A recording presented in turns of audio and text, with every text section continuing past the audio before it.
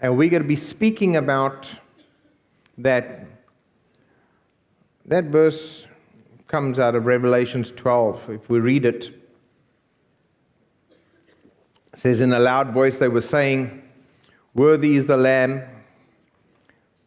Okay, I'm going to move. So the polycomp, or not polycomp, the computer multimedia people will just have to hang with me.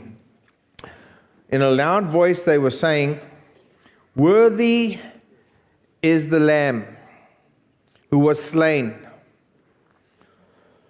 to receive power and wealth and wisdom and strength and honor and glory and praise."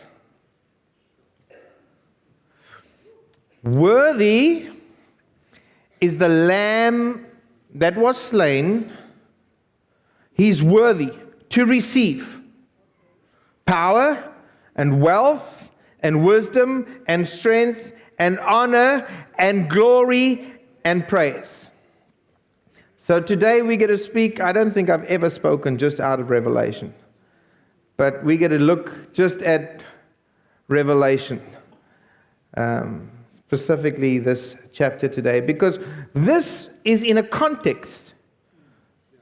This is not just a praise song.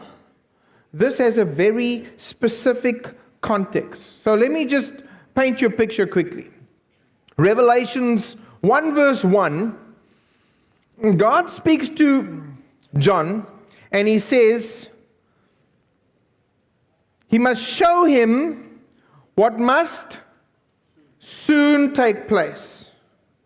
It's the revelation of Jesus to John to show him what must soon take place.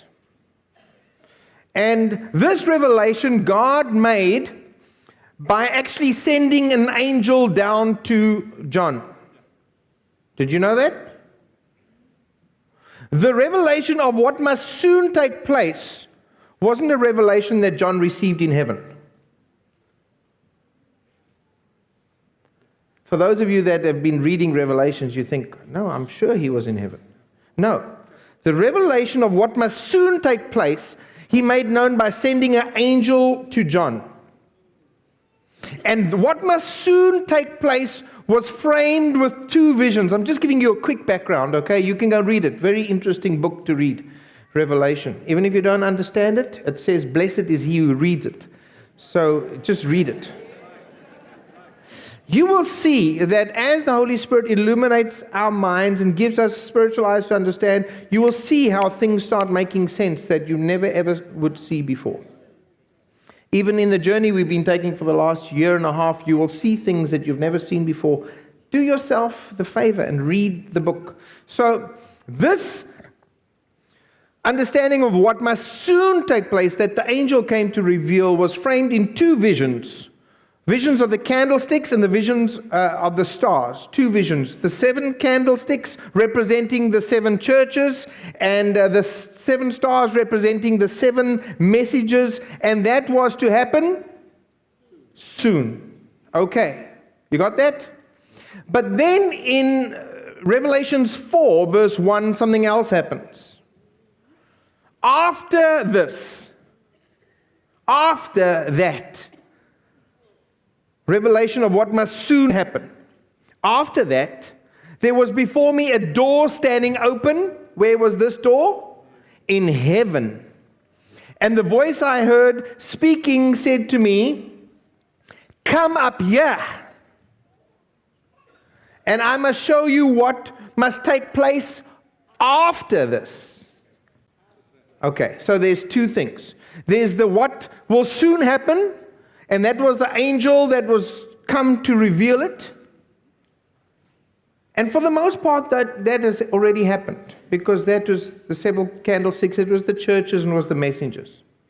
Then there was stuff that would happen after this, for which he said, "Come up here, I want to show you something in heaven." Do you see that? It was still to come. It was on the launching pad of heaven still to come. Do you see that? Now, I want to say to you that there are things designed in heaven to come into the earth. For those of you that are visitors and new, we are continuing actually just in a series that we've been doing since the beginning of the year. And we will continue in this vein as the Lord just unfolds layer upon layer. But we had the picture of finding Nemo. We showed you how God brings what is already in heaven, He brings it into the earth in its appointed seasons, almost like puzzle pieces. And each time He brings clarity of something into the earth, when it comes to earth and becomes a reality from heaven into earth, it's a new season. It's a season of God that we should migrate into. So we were talking in that context. So I'm saying to you, there are things designed in heaven to come into the earth. And when those things designed in heaven come into the earth, there is a change of season. And that thing that comes into the earth, that's designed from heaven to come into the earth, when it does, it alters the configuration of things on earth. Groot woorde. Once that which God designed in heaven to come into the earth, once its season comes and it actually comes into the earth, it changes the way everything on earth happens. It changes the configuration of things on earth. So, example, the Lamb was slain from the foundation of the earth. And then God created. And we've spoken about this for the last few weeks. But when the Lamb was slain on the earth, when that thing that was designed in heaven came into the earth, when that happened, it changed absolutely everything in the earth. Do you understand that? So now John is invited to come up into heaven to see what's on the launching pad of heaven for earth. He's invited up. He says, come look up here. I want to show you what is in heaven on the launching pad to be released into the earth. Do you understand that? For ages past, God has hidden in Himself the plan for humankind. For ages past, God has hidden in Himself His plan for humankind. And at this stage, He invites John to say, I'm revealing this plan. I'm revealing this plan. That which was hidden in the heart of God concerning mankind, God says, I'm about to reveal. Come up here. Let me show you what is to come after this. All right? That's the context. Are we ready? So let's look at Revelations chapter 5. So John goes up to heaven and he sees God sitting on the throne with a scroll in his hand written on both sides, sealed with 7 seals, and an angel proclaiming with a loud voice, who is worthy to open the seals, to break the seals and open the scroll? And no one in heaven and earth is found worthy to break the seals and open the scroll. And so he weeps and he weeps because no one is found worthy. And then one of the elders says to him, don't weep. Don't weep. See, the Lion of the tribe of Judah, the Root of David, has triumphed. See, the Lion has triumphed. Do you see the Lion? Has triumphed. He is able, He's worthy to open the scroll and its 7 seals. Then I saw a lamb. looking as if it had been slain, standing at the center of the throne. The Lamb had 7 horns and 7 eyes, which are the 7 spirits of God. We'll maybe talk about that 7 spirits of God maybe later in the year or next year. We definitely get to talk about the 7 spirits of God in the earth, sent out into all the earth. Okay, I want you to see. It says, see the lion, and I turned and I saw a lamb. What's with that? It says, see a lion, and you look up and you see a lamb. Well, this doesn't make sense from an earthly perspective. None of us who see with natural eyes and understand things as they are in the natural, that just doesn't make no sense. You can't say, look at the lion, and I turn around and I look and there's a lamb. Because on earth, they're not the same thing. But when you see with a heavenly perspective, and for some of us that like to be immature and like to just be caught up with the things in this world, and that's all that you're expert in, what's going on that you see with your fleshly eyes and fulfills the lust of your own flesh. For you, this might be a little bit weird, and I'm encouraging you to come into what you were really created for, to be born of the Spirit.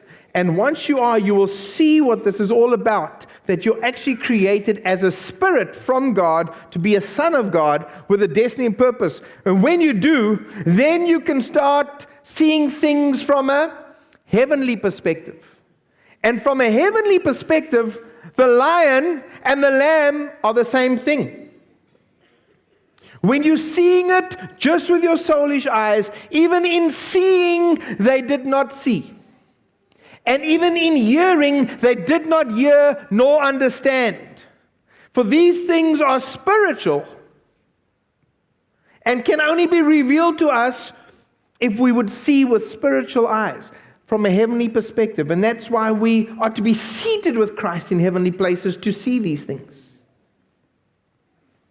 You see, this lion of the tribe of Judah doesn't come in the same way that the devouring lion comes.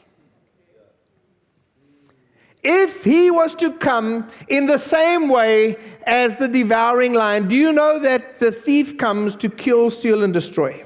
Do you know that he comes as a devouring lion?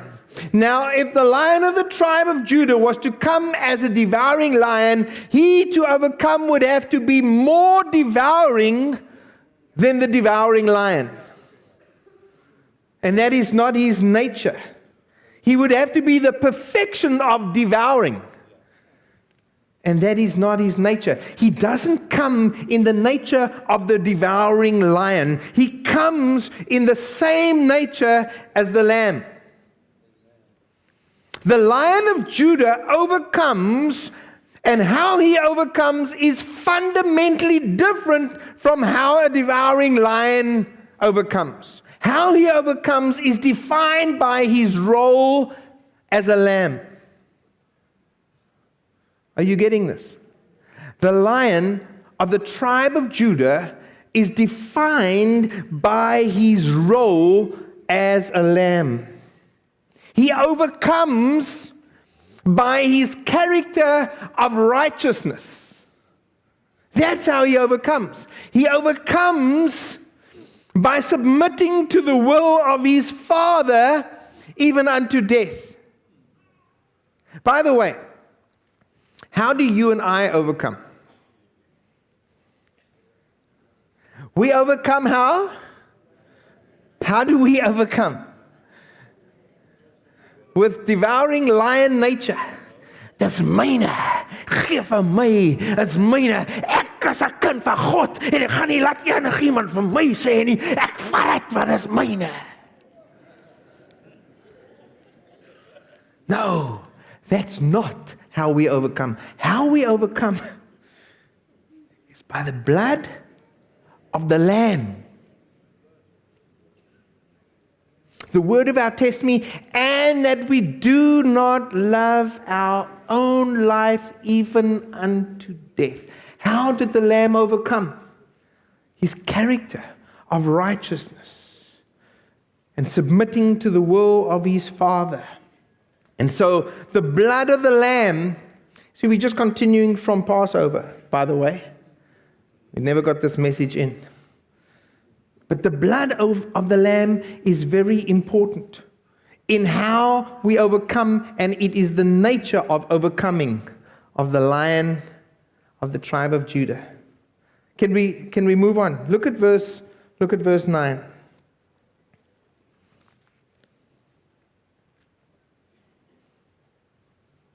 And they sang a new song. Now I want to ask you, how many of you know what a new song is? What do you think a new song is? What's a new song? You guys have got it, eh? A new song is a new song. It's a song that is new. Okay, where is the song being sung? Where is the song being sung? In heaven. So if it's new, it means it's never been sung before. This song has never been sung before in heaven.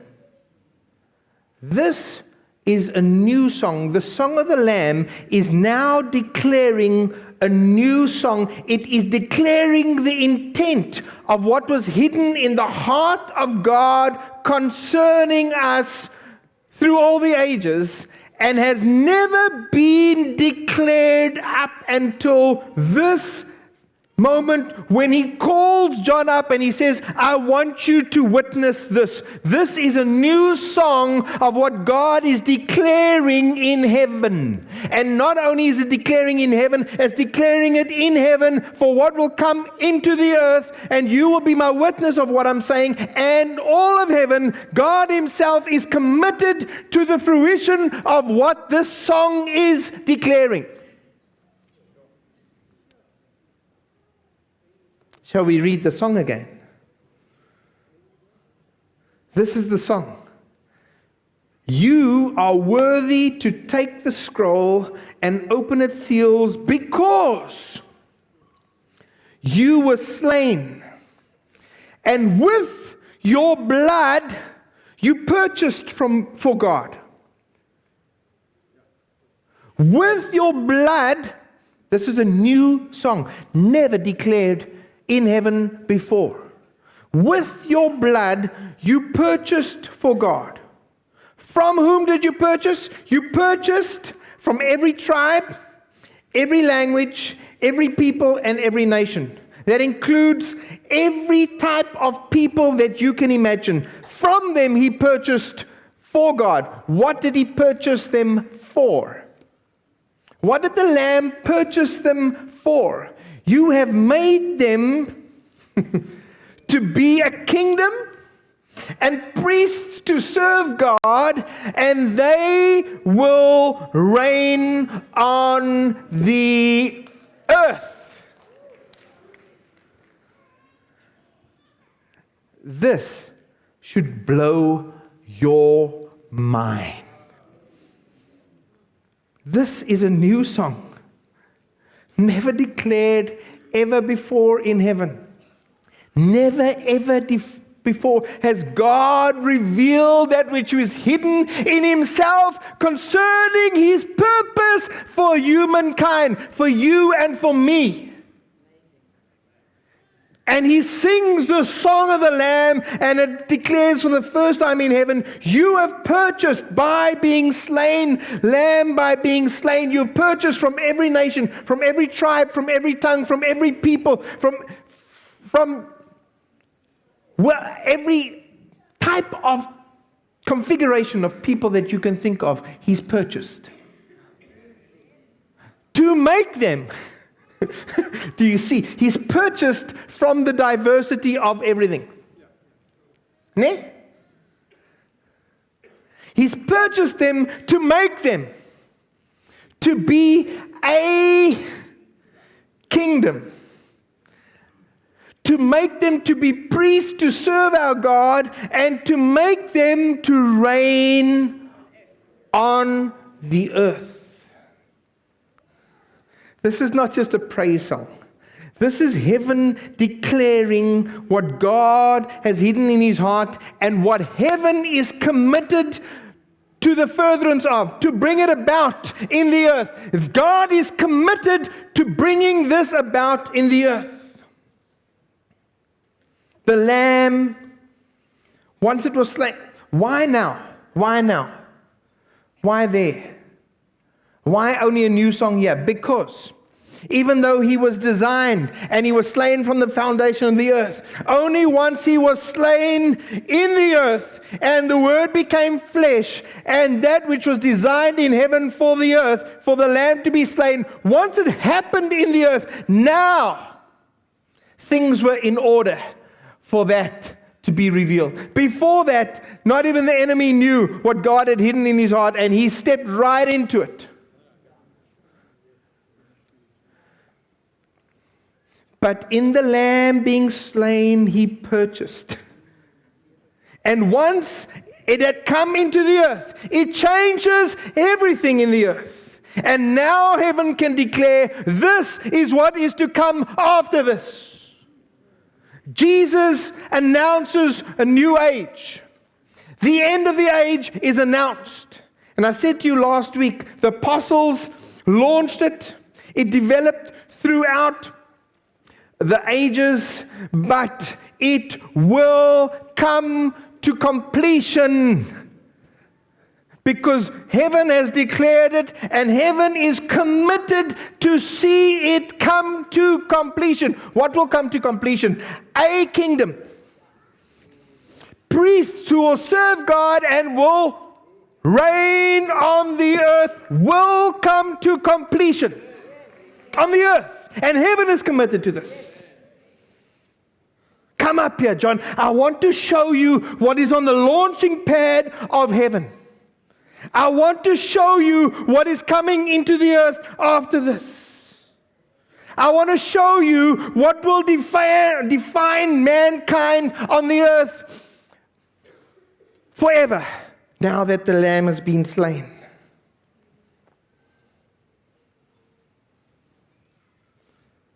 What a blessed privilege. Now that the age has been announced, heaven announces the age. The Lamb is slain, which introduces the end of the age. When that age runs its course, that which God has just announced, that which the Lamb came to do when he was slain, that which heaven has declared, when that age has run its course, what will be on earth? When it is completed, what will be on earth? When that age that has been announced is completed, what will speak of the glory of the Lamb? A people from all nations, tribes, and tongue as one holy nation. When that which heaven is declaring now has run its course in the earth, what will be left? What will result? A holy nation. A people from all nations who will function as one holy nation, who will be characterized by the culture, by a royal culture and a priestly function. This is what is on the launching pad of heaven, what heaven is committed to bring about, and before the end of the age comes, will be completed in the earth. We're not going anywhere until God has his city on a hill, revealed in the earth. I said to you last week, this is not going to happen in heaven.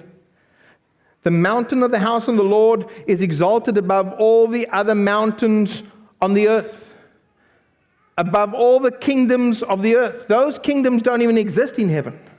This is what God is committed to, the completion, and God here to John reveals the intent. His intent. God wants to reveal His manifold wisdom, the manifold wisdom of God. God will release through the church. This is what was hidden in God. The manifold wisdom is going to be released. That which was hidden in God is released through the church. This is the song of the Lamb that was declared in heaven and will be on the earth.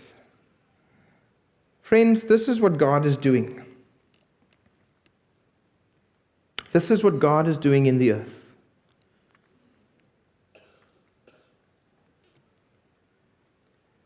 And as we begin to see what God is doing, we get to be a part of ushering in that new season. Now I want to tell you, I remember flying to California. You know where California is?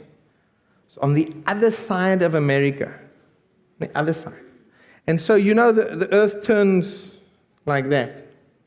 And so the planes don't fly from South Africa across to California. Because the earth turns like that, the planes fly up to the North Pole and then back down. So while the plane flies up to the North Pole, the earth is turning and it comes back down and it arrives. And so I remember flying over Greenland. We were over Russia and Greenland and all those places. And if you were to plot me on the map, where is Peter now? If you had your map and you had your two-dimensional map there and you would say, where is Peter now? You would plot me there in Greenland, wouldn't you? Wouldn't you?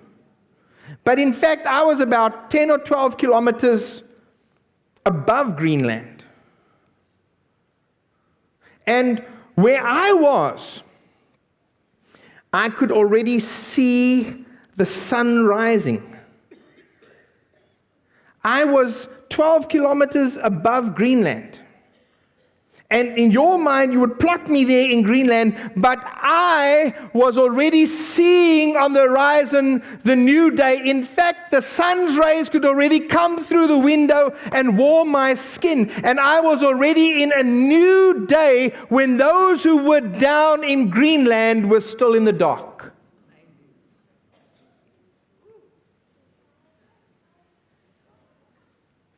Your elevation determines the horizon. And there are brothers and sisters of ours who might still be a little bit in the dark. And God has given for us to be elevated by being in the Spirit, having a vision of what God is doing, and God allows us, even in the same time zone, to already be in the new day. And this is what God is saying to us, because He expects us to live in the light of what He has revealed. Not to remain in the darkness of what we thought we were created to do here on earth, and we might just wait till the Lord takes us out of here and we get to escape out of this dark world that we're living in. Much of the church is still living in that darkness of, oh, Jesus, just help us if I can just survive long enough just to make it to heaven. But vir my broer, laat ek staande bly.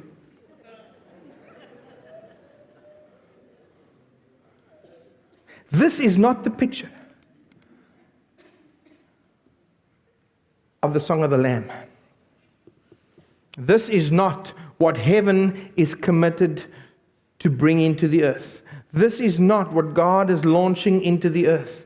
And as we are seated with Christ in heavenly places, as we are elevated to a higher elevation from just seeing with soulish eyes, from just seeing with natural eyes, as we are seated with Christ in heavenly places, we already have entered into the new day of what God is doing in the earth.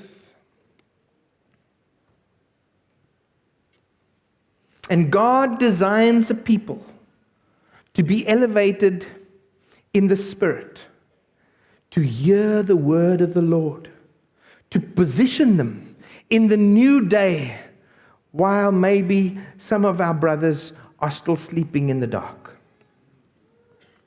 It's not a judgment, it is an elevation. If we allow God to elevate us in the Spirit, this is not elevating myself in terms of position. I'm not talking about that. I'm not saying we are more special. We are more illuminated. I'm saying, if we allow what God is saying in the Spirit, if we allow God to elevate us, that we are seated with Christ in heavenly places and hear the word of the Lord of what God is doing and what God is bringing into the earth, if we will allow God to position us in Him so that we will already be in that new day, even though some of our brothers and sisters are still a little bit in the dark, their day soon will come and they will soon see the light and they will soon enter into being a holy nation. What is God doing?